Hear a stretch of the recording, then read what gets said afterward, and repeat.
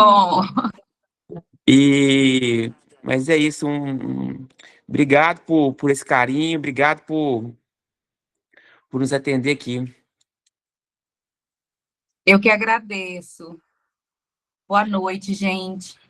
Boa noite, paz. Queria pedir desculpa que hoje eu estou levemente pela metade. Eu tô com um pouquinho de enxaqueca. Eu até combinei com o Felipe que eu vou até onde eu aguentar, tá bom? Tudo bem? Tranquilo. Até comentamos, Carol, com o pessoal aqui, Tá ótimo. da enxaqueca, assim, você já vai vir dar um alô aqui pra gente aqui, né? Mas eu quero compartilhar algo, amigo. Vamos indo. Eu tomei um outro banho também. Eu quero poder compartilhar com vocês. Amém. Tá? Eu queria... Sei que vocês estão com Bíblia, eu tô aqui peguei a minha. Tem uma passagem que eu tenho me inspirado muito, Deus tem falado muito comigo, que é Efésios 5, a partir do versículo 15. O Felipe pediu para eu falar sobre algumas coisas, eu falei assim com ele, né? Está no áudio, tava ouvindo de novo. Você quer que eu fale o quê? Aí acabou me dando os temas que é tudo que eu gosto, assim, de falar. Gestão do tempo, espiritualidade, vida com Deus, são temas que eu gosto muito. No áudio até você falou avivamento, né?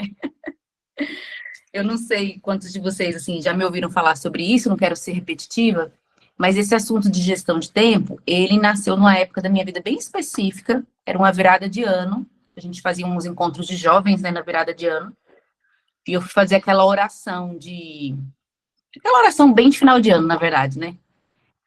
Aí você para pensar tudo que você tinha planejado no início do ano, tudo, as coisas que Deus tinha falado e tudo, aí vem aquela sensação de prestar contas, né, aquele momento de prestar contas. E eu me vi me desculpando, assim, com Deus, daquele ano que eu ouvi de Deus sobre várias coisas que eu tinha que fazer e eu não tinha conseguido fazer. E, em oração, eu senti Deus lançando luz sobre essa área da minha vida.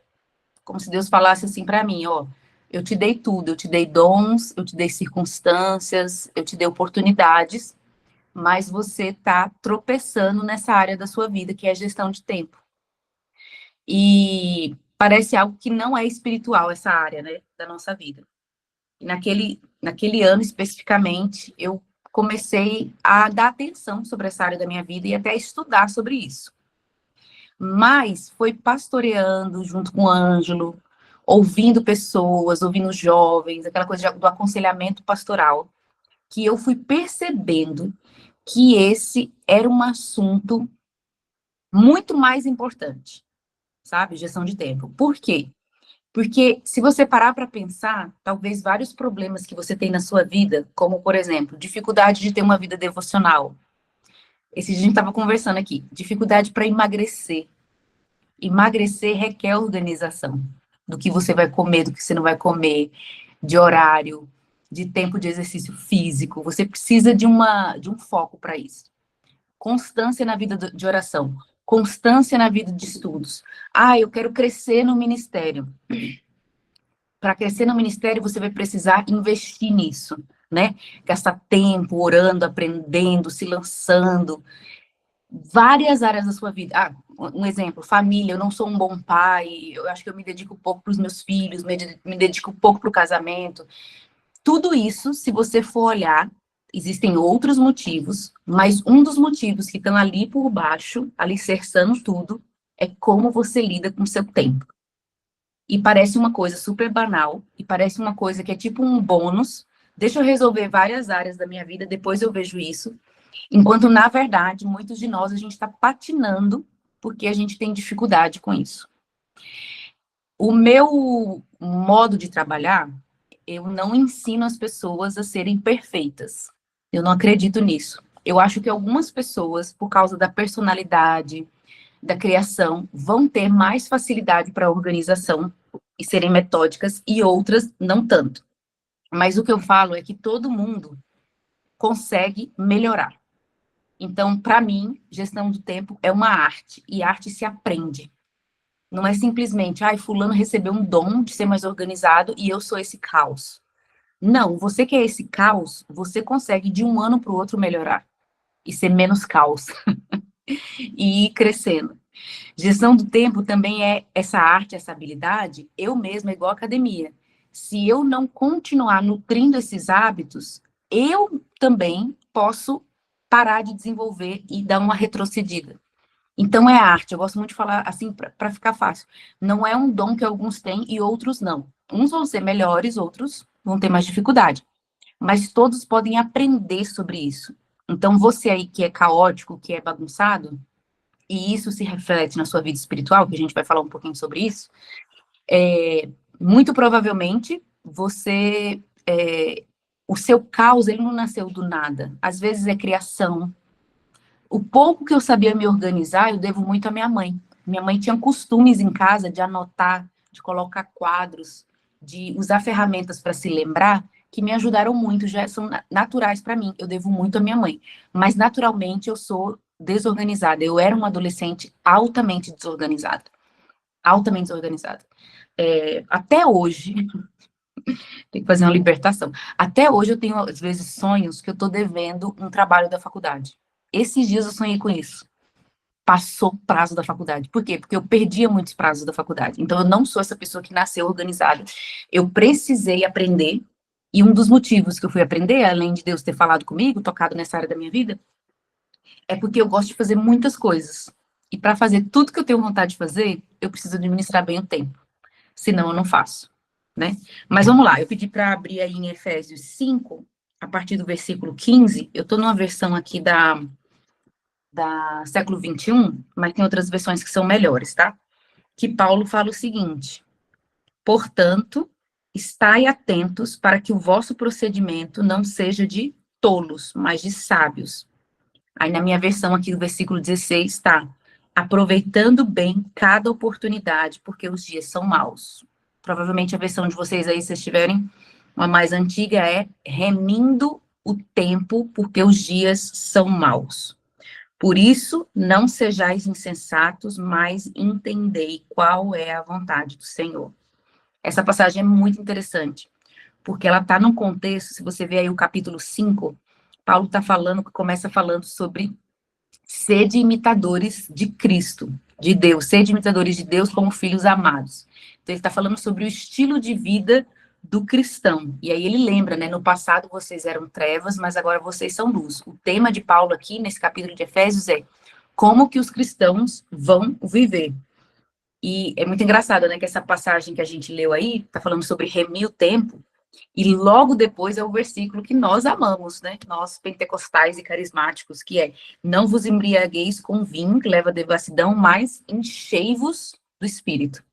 Então, olha o contexto que está essa passagem da gestão de tempo, do remir o tempo. É um contexto de espiritualidade, porque logo depois ele vai falar, versículo 19, né? Falando entre vós com salmos, hinos e cânticos espirituais. Então, a primeira coisa que a gente precisa entender é que esse assunto de gestão de tempo, ele é espiritual. Assim como as coisas espirituais são organizacionais. Eu estava lendo, há um tempo atrás, o Antigo Testamento, e eu fiquei impressionada com uma... Assim, eu nunca tinha parado para perceber isso, então foi algo que eu percebi.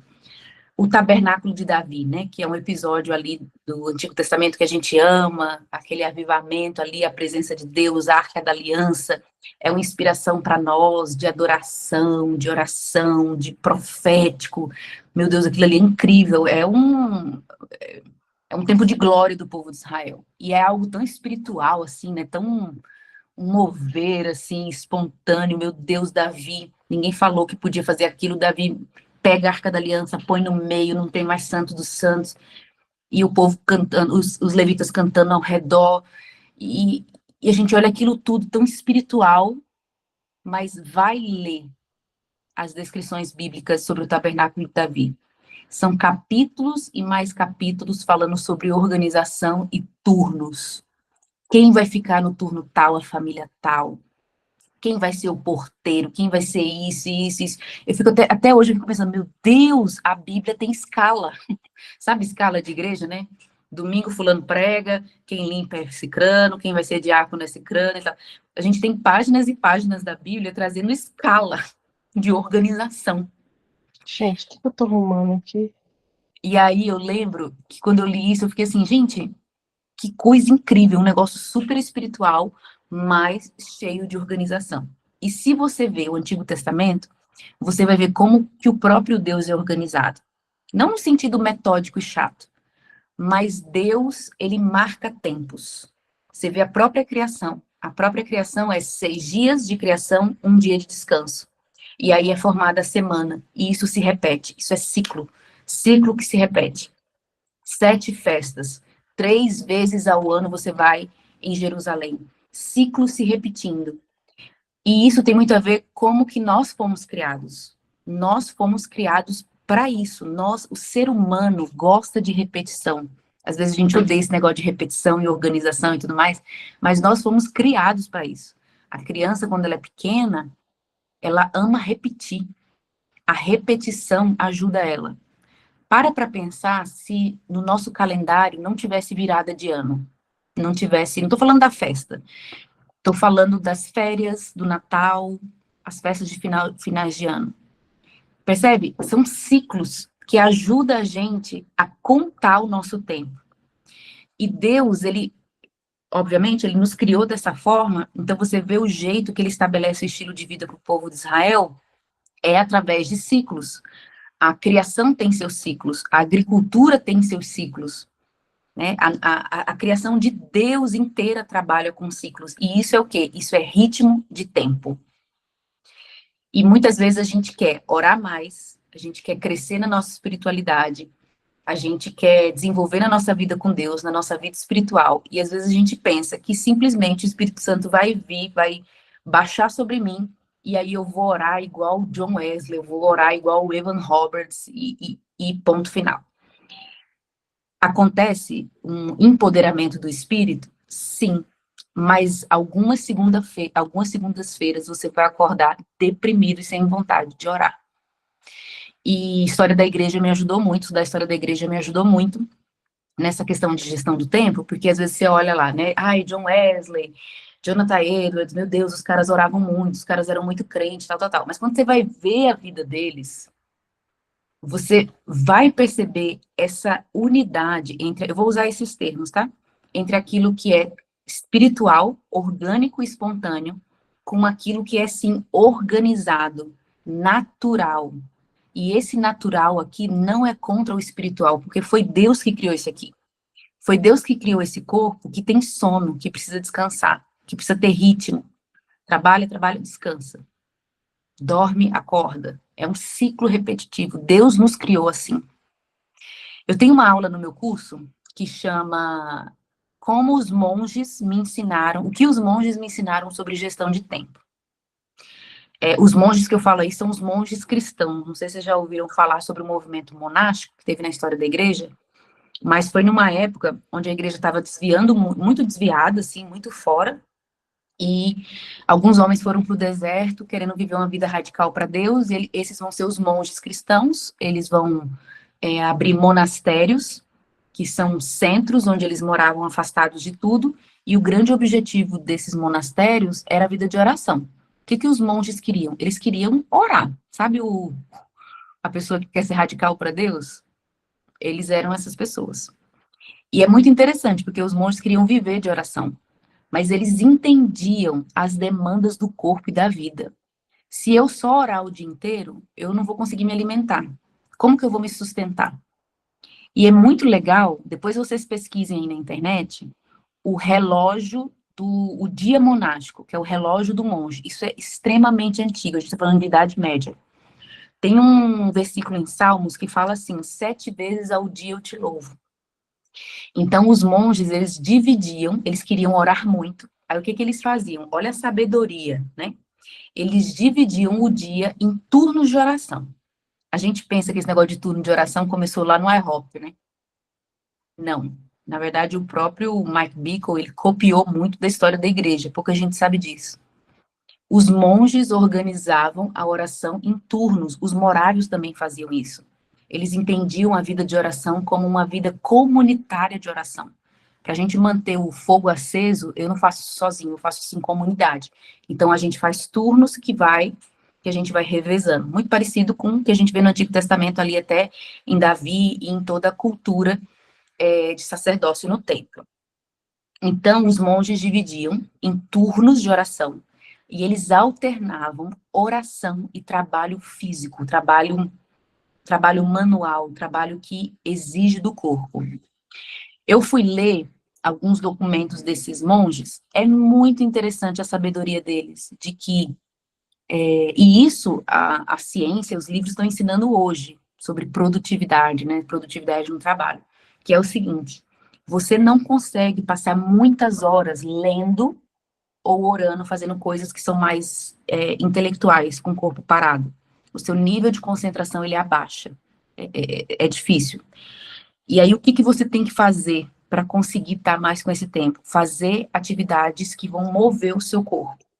Então, os monges faziam exatamente isso. De manhã cedo era um turno de oração específica, aí tomava café da manhã, depois um outro turno de oração e leitura da palavra, depois trabalho físico, muitas vezes na agricultura, plantando e colhendo, e eles iam revezando o dia inteiro, em vez de só orar, tipo no devocional de manhã, eles faziam vários devocionais durante o dia. E assim eles conseguiam orar e ter uma vida centrada ali na presença de Deus, na palavra, no chamado deles, mas sem se desligar da vida física, o corpo, plantar, colher, fazer a comida, fazer o trabalho físico. Existe um lema entre os monges beneditinos, porque não são todos os monges que são assim, não. É uma linha específica, né? Tem vários tipos de monges, tem uns que são um absurdo de horror. Mas os monges beneditinos, eles falavam sobre isso, que é uma expressão, né? Agora está bem famoso, chama ora et labora. Significa oração e trabalho.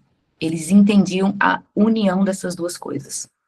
Orar e trabalhar. Eles diziam o seguinte: quem ora, trabalha. Oração é trabalhar com Deus. Oração é um trabalho. Mas aquele que trabalha, faça isso em espírito de oração. Qual é a ideia aí? Juntar as duas coisas. Eu não preciso escolher necessariamente entre uma e outra. Não, eu posso fazer as duas coisas. Enquanto eu oro, eu entendo que aquilo ali eu não estou perdendo tempo. Eu estou trabalhando com Deus. Aquilo ali produz fruto. E quando eu estou trabalhando, eu devo fazer isso em espírito de adoração e oração. Então, quando eu lido sobre essa questão de gestão do tempo, a minha ideia é, em primeiro lugar, não separar as duas coisas, mas unir as duas coisas. Então, vamos falar um pouquinho sobre espiritualidade e o desenvolvimento das disciplinas espirituais. Agora a gente está numa época que está mais famosa essa questão de disciplina espiritual, mas não era comum, né? A gente falava só sobre orar, ler a Bíblia, jejuar no máximo e tal. O que são as disciplinas espirituais? É até uma expressão muito interessante, né? Porque é disciplina espiritual. Quando a gente ouve a palavra disciplina, parece algo tão duro, né? Tão negativo. Nossa, disciplina da igreja, precisa ter disciplina e tal, uma coisa rígida. E espiritual parece uma coisa super orgânica e tudo mais. E é exatamente isso, tá? Outra forma da gente falar das disciplinas espirituais é a expressão meios da graça. Disciplinas espirituais e meios da graça são o quê? São hábitos da vida cristã que nos colocam diante da graça de Deus. Presta bem atenção para você não confundir isso. Você não é salvo pelo tanto que você ora, pelo tanto que você jejua. Você não recebe mais o amor de Deus. Deus não te ama mais porque você estudou mais, porque você jejuou aquele mês, porque você orou mais, porque você fez devocional. Não. A sua salvação e o amor de Deus por você tem a ver com a obra de Cristo. Isso está garantido em Cristo. Mas Deus preparou meios que a gente cresce na graça.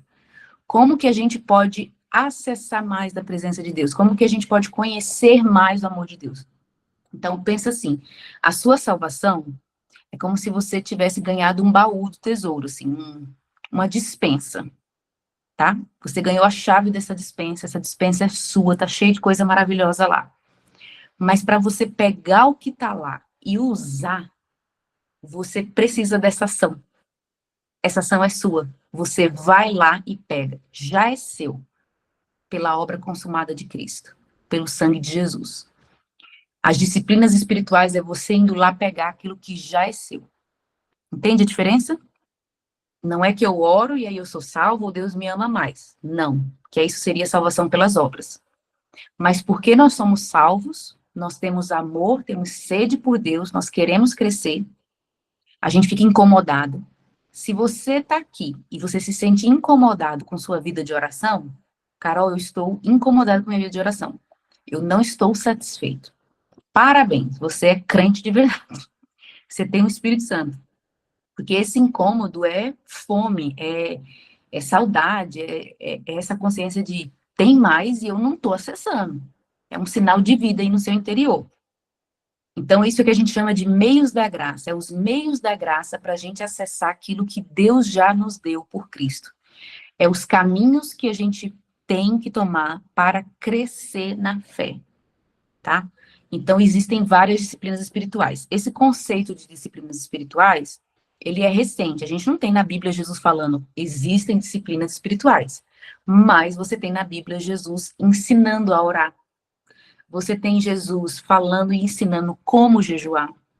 Você tem Jesus falando sobre doar, dar dinheiro. Gente, esse assunto, eu poderia dar aula só sobre isso, que eu tô com isso aqui fervendo. Fico impressionada como as pessoas são avarentas. Como que as pessoas... Não, deixa pra lá, senão eu vou ficar com raiva. Mas eu tô, assim, impressionada como as pessoas são apegadas a dinheiro. A gente estava lidando com isso esses dias, e você já percebeu que as pessoas não dão 10% e acham 10% demais? E eu não sei quantos de vocês têm empresa, né? Eu tenho. Às vezes a gente paga quase 30% de imposto para o governo. Mas a gente fica contando os 10% para dar para Deus, né? Para dar para um irmão que está necessitado, para dar na igreja que a gente congrega. Isso é disciplina espiritual. Como que eu cresço em generosidade? Tendo a disciplina de dar. Eu vou dar. São caminhos, são hábitos que nos levam a crescer. Exercita a fé. Faz você acessar essa dispensa. Orar, a vida de oração, é o caminho do apaixonado. Você já parou para pensar assim, se você, quando você estava namorando, aquela pessoa que você, hoje é sua esposa, seu marido, você era apaixonado. O que você mais queria era conversar com essa pessoa. Ok, é a paixão. Depois, quando você casou, se a gente não cuidar, a gente para de ter tempo com o nosso marido, a nossa esposa. Porque já tá ali, né? A gente sabe que já é nosso. Aí tem filho para cuidar, tem casa para cuidar, tem trabalho, tem um monte de coisa. E a gente não nutre aquela relação. Por quê? Porque a paixão, as emoções, elas vêm e vão. E na jornada cristã, além das emoções irem e virem, vai ter momento na vida, presta atenção nisso, vai ter momento na sua jornada cristã que você vai sentir a ausência de Deus. Às vezes a gente sente a presença de Deus, mas muitas vezes parece que Deus some. Você não sente mais aquele arrepio da adolescência espiritual, as músicas não te tocam mais, né? Você não sente mais aquilo, você lê a Bíblia, parece que não vem nada. São períodos de deserto na vida cristã. Isso vai acontecer. Isso é normal na vida cristã. Agora, o que vai contar é como que a gente age nesses períodos. Porque esses períodos é como se fosse até prova da nossa fé. Você crê em Cristo, mesmo não sentindo, mesmo não tendo um avivamento na sua igreja, mesmo estando numa igreja ruim, mesmo estando com problema em casa, sabe? É normal na vida cristã. E é aí que entra a questão do nosso desenvolvimento da nossa espiritualidade e nas nossas disciplinas espirituais. Será que você tem fé de ler a Bíblia, de jejuar, de doar, de ter comunhão, mesmo sem estar sentindo? Então, as disciplinas espirituais, elas funcionam como um trilho. Quando tem avivamento, quando tá tudo, as coisas vão acontecer muito naturalmente. Mas quando não tiver, ainda assim eu vou fazer. Porque é uma decisão, tem a ver com a aliança que eu tenho com o Senhor. E a fé de que mesmo eu não sentindo, Deus está ali. Mesmo eu não sentindo, eu sei que aquilo está me transmitindo vida. Quantas vezes eu li a Bíblia e parece que eu não estava crescendo em nada. Mas a nossa fé não é pelo sentir. É igual a ceia, né? A transmissão de vida na ceia. Nem sempre a gente sente aquela coisa, nossa, a ceia do Senhor. Mas é transmissão de vida, sabe? Ir no culto é disciplina espiritual. Congregar é um tipo de disciplina espiritual. Adorar junto com os meus irmãos. Deus estabeleceu meios por onde a graça dele flui. Várias vezes nós estamos muito mal, muito péssimos espiritualmente. Já aconteceu muito isso com a gente vai aconselhar as pessoas, a pessoa tá mal, tá desanimada e tal. Aí arruma problema em tudo. Arruma problema no marido, arruma problema na igreja. Aí porque eu não tenho ministério, não me deram espaço. Aí inventa um monte de problema. Aí você chega para a pessoa assim, como está a sua vida de oração? Você tem ouvido Deus? O que você está ouvindo? A pessoa não tem nada. Ela não tem vida com Deus. Ela não está nessa jornada dos meios da graça de, mesmo sem sentir, eu tô ali. A gente estava falando aqui em casa esses dias sobre a palavra devoção. Devoção não tem tanto a ver com chorar. Não tem a ver com chorar e pular. Tem a ver só com permanecer. Devoção é estar ali sempre. Faça chuva ou faça sol, com emoção ou sem emoção. É assim que a gente cresce. Então, o cristão, quando ele nasce de novo, ele é um bebê na fé, e para crescer, tem essa escola, a escola de Cristo, a gente chama também de formação espiritual. E a formação espiritual, ela tem a ver tanto com a comunhão com Deus, quanto que você vai conhecendo Deus, vai aprendendo a dialogar com Deus, ouvir o Espírito Santo, aprender a estar consciente da presença de Deus, Deus está aqui no meu trabalho, Deus está entre nós, Deus está em mim, Deus está entre nós, essa coisa mística a gente aprende. Mas a formação espiritual também tem a ver com quanto esse relacionamento meu com Deus transforma a minha vida. O que mudou? Para pensar, vamos pensar, fazer esse exercício agora sobre a sua vida. Do início do ano até agora, outubro, o que tem mudado? Será que você fofocou menos? Vamos começar daí. Será que você murmurou menos? Isso é formação espiritual. Será que você desejou menos? Sabe, consumismo? Estou desejando menos. Ou estou desenvolvendo os meus dons no serviço. Isso é formação espiritual. Às vezes a gente se preocupa muito com o nosso crescimento no trabalho. Nossa, eu tenho só uma graduação, eu preciso de uma pós, preciso de um curso a mais. Então a gente se preocupa com esse nosso desenvolvimento. Mas a gente não pensa nisso em termos de crescimento espiritual. Eu estou mais parecido com Jesus? Então, formação espiritual, que vem através do exercício das disciplinas espirituais, dos meios da graça, desenvolve a gente nessas duas coisas. O meu relacionamento pessoal com Deus, o quanto que eu tenho crescido nisso, em conhecer a Deus, em dialogar com Deus, a olhar nos olhos de Deus, vamos dizer assim, né? Poeticamente falando. Mas também o quanto que isso tem me transformado. Porque quanto mais eu convivo com Deus, mais eu fico parecido com Ele. Quanto mais eu ando com Jesus, mais parecido com Ele eu fico. Tem um livro chamado, muito bom, tá, gente? Espiritualidade Emocionalmente Saudável.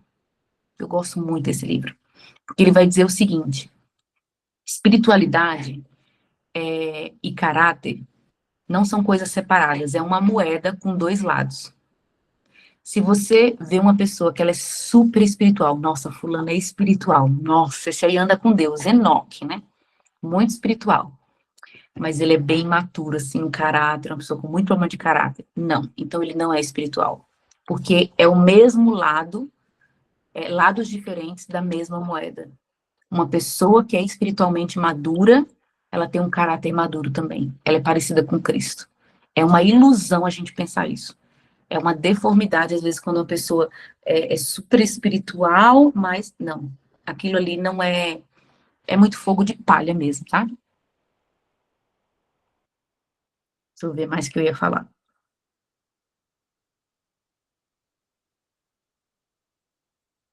Vocês querem perguntar alguma coisa? Estou tentando Carol, resumir bastante.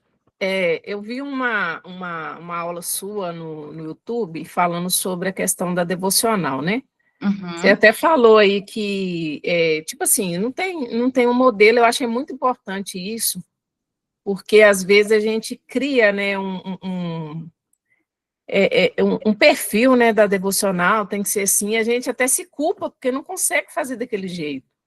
Eu acho que seria importante você falar um pouquinho sobre isso. Boa. Muito bom. Perguntaram aí o nome E, do livro. e Vocês teve querem... um, teve um livro também que você fala lá, eu vi você falando sobre um livro de João, parece o Estudo, acho que foi você mesmo. Foi. E eu acho que tem um outro livro, mas eu não estou lembrada qual foi o outro, não. O de João é um livro de estudo. Então, vamos falar aí sobre, na prática, né? Sobre devocional. Não existe um padrão certo, tá? Dá para fazer de diversas formas. Eu mesmo mudo várias vezes. Eu e o Anjo, quando a gente faz junto, tem dia que a gente lê a Bíblia, tem uma época que a gente lê livro junto, ora junto. Mas, ao mesmo tempo, que não tem uma fórmula única e você tem que se encontrar, tá? Você tem que se encontrar. Tem gente que ora andando pela casa, gritando e tal, beleza. Tem gente que já é mais silencioso. Então, encontrar as suas formas, né, de ter esse tempo com Deus. Ao mesmo tempo, eu acho muito importante a gente ter um trilho, porque tem gente que nem sabe o que fazer nessa hora. Tem gente que pensa assim, nossa, deve ser ficar olhando para o nada, esperando Deus falar e não vem nenhuma voz, né? Aí quando vê a pessoa tá dormindo. Eu acho que uma dica legal sobre devocional, eu acho até que eu falo nesse vídeo, é o seguinte, é você fazer um plano para esse seu tempo. Então, por exemplo, eu quero estudar as cartas de João, que seja, sabe? Então, segunda-feira eu vou ler as cartas de João, eu vou orar e tudo, tal, tal. No outro dia, quando eu venho, eu já sei o que eu vou fazer. Eu vou continuar onde eu parei. Eu acho muito importante para a vida devocional você ter uma jornada que você sabe que você vai fazer no outro dia, sabe? Então, por exemplo, você tem seu caderninho de oração. Eu tenho aqui uma lista de 10 pessoas para orar. Eu orei por 4. Amanhã, quando eu volto, eu já sei o que eu tenho que fazer. Então, é como se fosse uma história com Deus, sabe? Você tem uma jornada com Deus ali que você vai continuando, você vai construindo uma coisa em cima da outra. Porque às vezes a pessoa assim meio que não tem o que fazer, não sabe fazer. Aí você pensa assim, nossa, o que é que eu vou fazer hoje? É igual ir para academia. Você não tem o seu plano lá da academia, malhar braço num dia, perna no outro, assim, né? Você não chega na academia e fala assim, ai meu Deus, o que é que eu vou fazer hoje? Não, já tá ali. Isso te ajuda. Apesar que Deus às vezes muda. Às vezes você tá mal, você não aguenta ler João. Você vai chorar o devocional inteiro. Tudo bem, pode sair da rotina. Mas eu acho legal você ter esses trilhos, sabe? Então, você pode ter um livro que te ajuda, um livro devocional que te ajuda. Você pode misturar estudo e oração. Então, ó, eu quero estudar a Bíblia e eu quero orar. Então, eu vou estudar, sei lá, o livro de Apocalipse. Cada dia eu vou ler um pouquinho. Vou anotar o que eu aprendi e vou orar. É isso mesmo, Cristiana. Até o devocional precisa de organização. Se você for ver os homens e mulheres da história da igreja que oraram muito, que tiveram uma vida assim dedicada, tem organização para isso. Tem organização. E assim, pode sair de vez em quando da rotina? Com certeza. Se o Espírito Santo aparecer, se aparecer anjo no seu devocional, joga fora o que você planejou, sabe? Mas para os dias que você não sabe o que fazer, segue aquilo ali. É o arroz e o feijão que alimenta, sabe? É o arroz e o feijão que alimenta. Eu trabalho, né, na área de teologia, então eu preciso estudar muitos livros, porque eu dou aula, produzo conteúdo e tal. Então, teve um tempo que eu estudava muito livro de teologia. E eu comecei a sentir falta do arroz e do feijão. Sabe, ler a Bíblia assim, ó. Ler ali, ó, Samuel fez isso, olha, Caim matou Abel, deixa eu ler esse salmo aqui. Isso é o arroz e o feijão, assim. E eu voltei para a Bíblia, assim, pura e simples. Deixa eu ler aqui, olha, esse versículo devagarzinho. Isso é alimento para a alma. Mesmo você, às vezes, não sentindo, parece uma coisa tão simples, né? Parece uma coisa boba, mas é poderoso. No vídeo, eu indico um livro, que é um livro de estudo, bem simples, não é aquela coisa profunda, para fazer um devocional em cima de um livro da Bíblia. Então, eu vou ler João, capítulo 1, vou ver ali as coisas principais que Jesus está falando, eu oro sobre aquela passagem, eu passo o dia meditando naquela passagem, tá? Então, assim, eu indico caderninho, eu gosto de anotar. Devocional, Deus falou o quê comigo? Falou isso, anota, a gente esquece. No outro dia, opa, Deus falou comigo isso ontem. Olha o que Deus está falando todos os dias, olha o que eu estou lendo. Eu estou com a dúvida, eu vou anotar aqui. Sabe? Então, é importante ter essa... É uma jornada, assim, é como se fosse um trabalho com Deus mesmo, sabe? Você tem ali o seu diário de bordo, né? Vamos dizer assim. Então, eu gosto de caderninho, não tenho problema com livros que possam ajudar, então, só dou a dica de livros que são mais devocionais. Cuidado para não transformar tanto o seu devocional em tempo de trabalho, de estudo demais, sabe? Só conhecimento, conhecimento, conhecimento.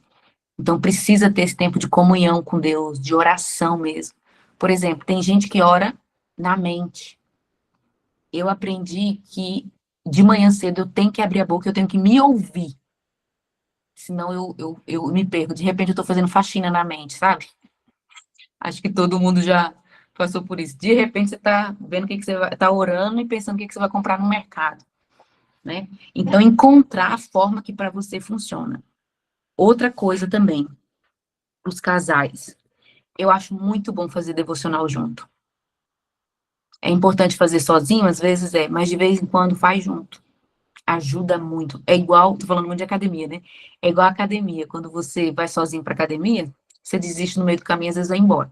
Mas quando você vai com alguém, você vai até o fim.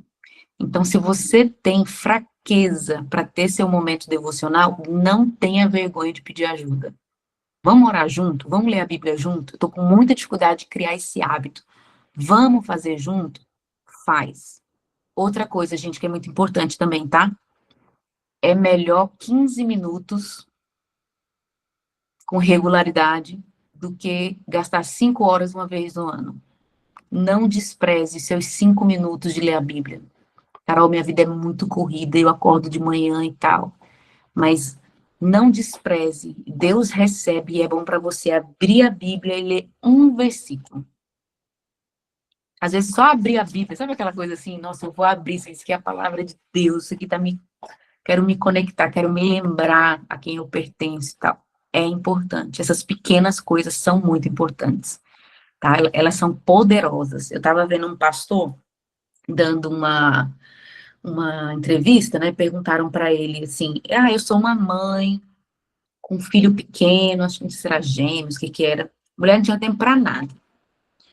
E falou, não consigo mais fazer minha devocional e tal, que dica você me dá? Aí ele falou assim, faça pequenos retiros de 2 minutos. Você não pode mais ir para uma conferência, fazer um retiro espiritual, passar um final de semana numa conferência super espiritual. Mas quando você for tomar banho, faz daquele momento seu momento de oração, 2 minutos orando, consciente. Eu tenho experimentado muito isso, que é o poder das orações rápidas, mas sinceras. Às vezes é uma frase, sabe? Uma frase que você pode meditar o dia inteiro. Eu tenho uma amiga que ela me ensinou muito isso, né? A meditação na palavra. Tem gente que fala assim, eu não sei meditar. Sabe? Todo mundo medita. O dia inteiro você está meditando alguma coisa. Você está meditando num boleto que você não paga, você está meditando nos seus problemas. Já parou para pensar? O que você fica ruminando o dia inteiro na cabeça? Um monte de coisa ruim. Quem sabe você pode pegar um versículo, uma frase, memorizar e passar o dia inteiro. Quando você lembrar, lembrei, vou repetir ela. E vou memorizar, vou me concentrar nisso. Isso é uma realidade, isso é um fato. O Senhor é meu pastor e nada me faltará. Declarar, Senhor, o Senhor é meu pastor, nada me faltará. 1 minuto. Uma oração no meio do trabalho, concentrada, sincera, coração alinhado, tem poder, faz efeito, graça é transmitida, poder é transmitido para a sua vida. Uma das habilidades na espiritualidade cristã que muitos homens de Deus fizeram foi memorizar a Bíblia, memorizar versículos bíblicos. Teve uma época que o Ângelo estava doente e foi tanto sofrimento naquele período, foi tanta coisa ruim há uns anos atrás. Eu lembro que eu estava tão mal, mas tão mal, que eu não conseguia orar. Sabe assim, eu não tinha força emocional para falar para Deus os meus problemas e orar. E eu decidi memorizar um salmo, porque eu falei assim, eu quero orar, mas eu não, nem palavra eu encontro. E aí eu decidi e memorizei o Salmo 23 todo. Todo, todo, todo, todo. Naqueles dias eu repetia para mim, quase como uma pregação. Meu corpo, minha mente, minhas emoções, tudo dizendo o contrário. E eu declarava para mim mesmo, o Senhor é meu pastor, nada me faltará. Ele me faz repousar em pastos verdejantes, guia minhas águas tranquilas. O dia inteiro, pregando para mim mesmo, sabe? Meditando. O corpo queria aquilo, não, o corpo não acreditava. O corpo dizia assim, e as emoções, não tem Deus, não tem pastor, não tem pasto verdejante, não tem nada, tem só sofrimento aí. Mas eu ficava lá. Que é isso? É uma disciplina espiritual. Sabendo que aquilo é um meio que Deus transmite graça para mim. É um meio de me conectar a Deus. É a minha vontade ali, Senhor. Né? A paixão acha caminho. Eu creio no Senhor, então eu vou batalhar aqui, eu vou ficar aqui. E Deus transmite graça. Amém? Gente, espero que tenha edificado vocês. Glória a Deus. Ô, Felipe, eu te devo mais uma aula. Quando você quiser, eu venho aqui dar aula do que vocês quiserem. Carol, eu ia brincar aqui agora, já que você falou pouco, já pode marcar a próxima aula, que vai ser 50 minutos aqui, bem. Ó, Bem Deus deu forte. graça, mas a gente faz outra. Ainda tô devendo mais uma. Nossa, foi muito Carol, bom. muito bom. A gente tem agora aí meditar aí por muitas semanas. Ô, Ariana, você falou desse vídeo, foi você, né? Realmente Foi. é um vídeo bem legal, viu? Esse. Depois você manda o link pro pessoal. Vou Eu mandar. gravo as coisas, nem eu lembro esse. Eu mandei no grupo da escola mandou. dominical lá da igreja. É muito legal. Essas dicas, né? Se você puder me mandar o livro aí no WhatsApp, eu mando pro pessoal. Tá. O de João, né? Isso é. Tá bom, eu mando sim. Os alunos compram tudo que a gente põe lá. Oh, coisa boa, assim que é bom mesmo. Eu vou ver Tá se eu bom. lembro outros livros devocionais bons, sabe? Sim. Mas, assim, um livro que eu acho bacana, que eu acho que todo mundo tinha que ler, na verdade agora tem vários, que é o Disciplinas Espirituais, do Richard Foster, né? Ele fala de 12 disciplinas ali. Elas estão na Bíblia, assim, né, de forma bagunçada e orgânica, mas tem gente que fala até de outros. Tem uma autora brasileira, até uma amiga minha, ela é muito boa, Vanessa Belmonte. Você conhece, Felipe, os livros dela? Ela lançou um livro sobre disciplinas espirituais, e ela acrescentou novas. É muito legal. Legal. Ela fala sobre a disciplina eu acho que chama, eu não sei como é que fala, porque é latim o nome, né? Estácio, que é a disciplina da espera, de você se colocar no lugar de esperar, como uma disciplina espiritual. Porque a gente é muito apressado, né? A gente se coloca em... Não, eu vou esperar. Existe algo que eu poderia fazer, poderia botar minha mão ali e fazer acontecer? Não, eu vou esperar. Como uma disciplina espiritual, entendendo que é um processo de Deus na minha vida. É uma espera intencional, né? Tem outra disciplina espiritual que quase ninguém fala, que é a disciplina da escrita, escrever. Escrever como disciplina espiritual, que tem muito a ver com essa questão do diário de oração.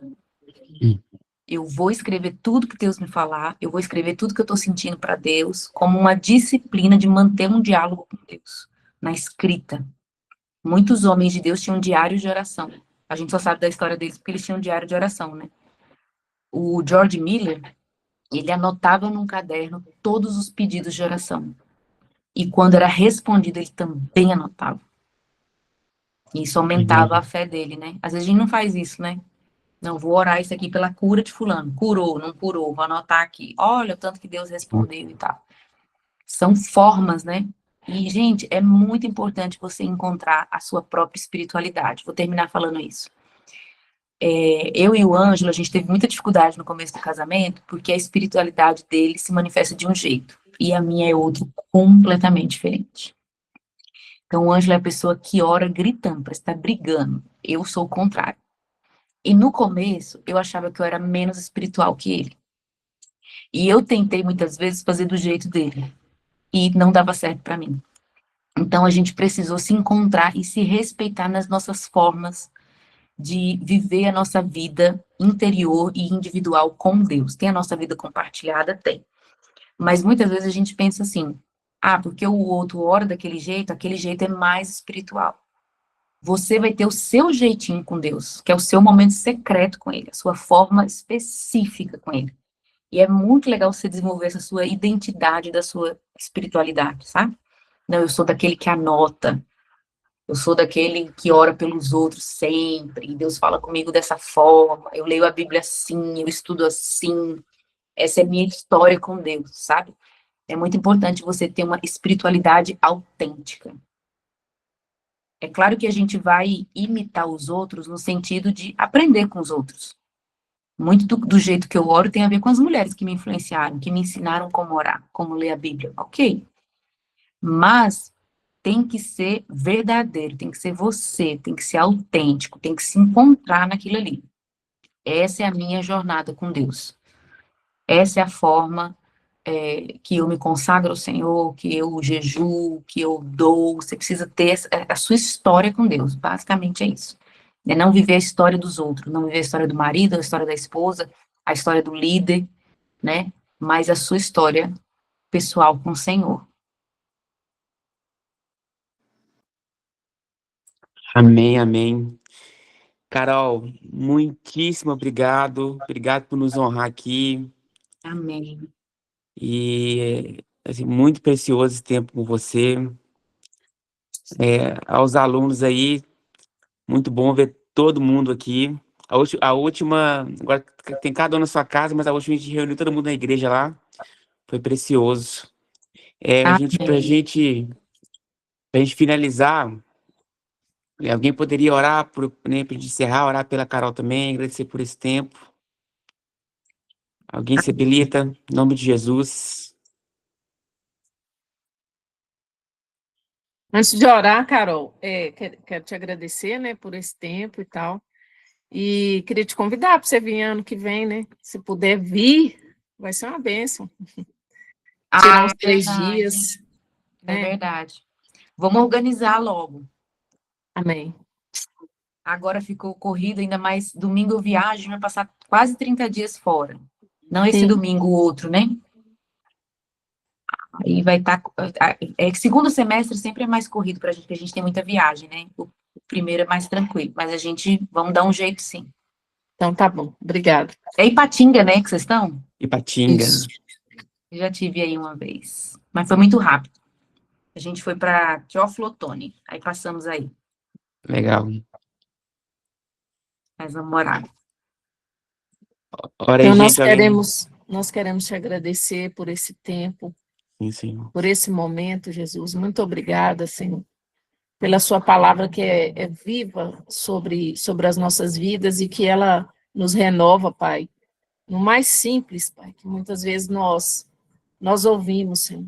Sim, Eu Pai. quero agradecer pela vida da Carol, quanto ela é especial Sim. para a igreja brasileira, quanto ela é Sim. especial para nós, quanto ela é uma referência para todos nós, meu Deus. Que o Senhor possa abençoá-la e curá-la, Pai, nessa hora, nesse momento, Jesus. Renova, meu Deus, as forças dela, Pai. Abençoe a vida, abençoe a família, abençoe a casa dela, meu Deus. Em nome de Jesus, que o Senhor possa derramar sobre ela, Pai, vida em abundância, Senhor. Tudo que ela liberou para nós hoje, que o Senhor possa, meu Deus, restaurar e trazer para ela, meu Deus, em dobro. Em Em nome nome de Jesus. de Deus, nós agradecemos a Ti, que o Senhor abençoe cada um aqui, Senhor. Que possa, meu Deus, tudo que nós ouvimos possa se tornar vida sobre nós, Pai. Em nome de Jesus, Pai. Amém. Valeu, Carol, valeu. Dá um beijo nos meninos aí.